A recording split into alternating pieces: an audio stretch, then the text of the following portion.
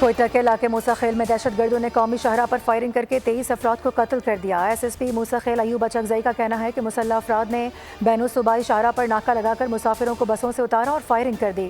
مسلح افراد نے 10 گاڑیوں کو آگ بھی لگائی۔ پولیس اور لیویز نے موقع پر پہنچ کر لاشوں کو اسپتال منتقل کر دیا۔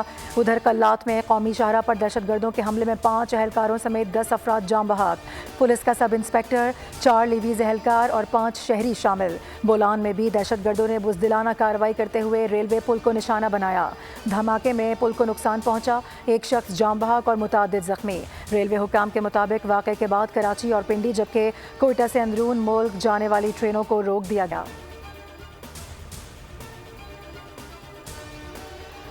کسی بھی قسم کی دہشت گردی قبول نہیں، وزیر اعظم کا موسیٰ خیل واقعے کی فوری تحقیقات کا حکم، واقعے کی رپورٹ طلب کر لی گئی۔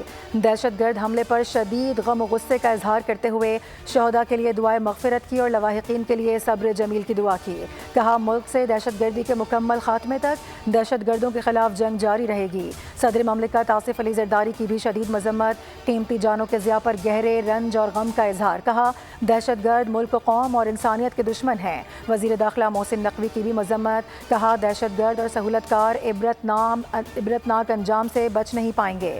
دہشت گردوں نے معصوم لوگوں کو نشانہ بنا کر بربریت دکھائی، سفاکیت اور ظلم کی انتہا کی گئی۔ وزیر اعلیٰ مریم نواز کا سوگوار خاندان سے دلی ہمدردی اور اظہار تعزیت۔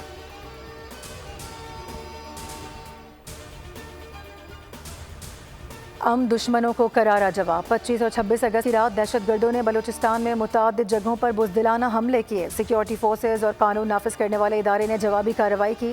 دہشت گردی پھیلانے والوں کے گرد گھیرا تنگ کر کے 12 دہشت گردوں کو جہنم واصل کر دیا۔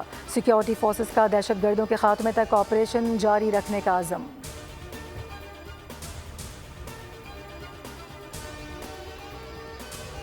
شہدائے کربلا کا چہلم آج ملک بھر میں عقیدت و احترام کے ساتھ منایا جا رہا ہے۔ کراچی اور لاہور سمیت مختلف شہروں میں مرکزی جلوس برآمد، سیکیورٹی کے کڑے انتظامات۔ کراچی کا مرکزی جلوس مقررہ راستوں سے ہوتا ہوا حسینیہ ایرانیہ کھارا در پر اختتام پذیر ہوگا۔ جلوس کے تمام راستے بند۔ حیدرآباد، ٹھٹہ، دادو اور لاڑکانہ سمیت سندھ کے دیگر شہروں میں بھی CCTV کیمروں سے مانیٹرنگ۔ لاہور، اسلام آباد، پشاور، کوئٹہ اور دیگر شہروں میں بھی سخت حفاظتی انتظامات۔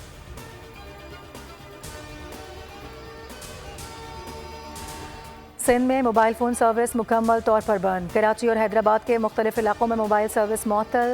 حیدرآباد، لاڑکانہ، سکھر اور خیرپور سمیت سندھ کے بڑے شہروں میں بھی موبائل فون سروس بند ہے۔ سندھ بھر میں موٹر سائیکل کی ڈبل سواری پر پابندی عائد، 5000 سے زائد پولیس اہلکار الرٹ۔ CCTV کے ذریعے جلوس کی مانیٹرنگ جاری۔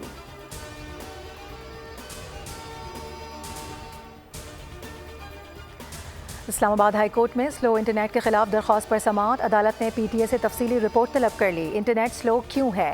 چیف جسٹس کا وکیل IT سے استفسار، مجھے اس سے متعلق انفارمیشن نہیں۔ وکیل IT کا جواب، اگر آپ کو علم نہیں تو روسٹرم چھوڑ دیں۔ چیف جسٹس وکیل وزارت انفارمیشن ٹیکنالوجی پر برہم، ریمارکس دیے، یہاں نہ درخواست گزار کو پتہ ہے نہ ہی کورٹ میں آئے لوگوں کو پتہ ہے اصل میں ہو کیا رہا ہے۔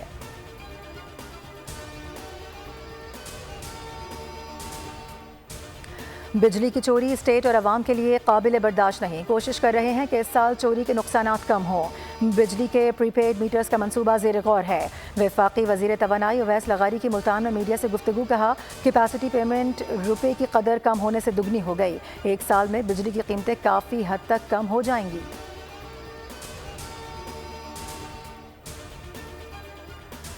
اور مونسون کا ایک اور اسپیل، تھر پارکر، مٹھی، چھاچرو اور اسلام کوٹ میں تیز بارش۔ محکمہ موسمیات کے مطابق آج سے سندھ میں 31 اگست تک بارشوں کا امکان۔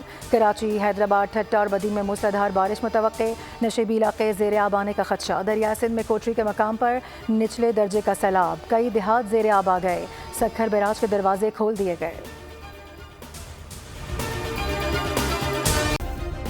سبسکرائب کریں اور بیل دبائیں تاکہ کوئی خبر رہ نہ جائے۔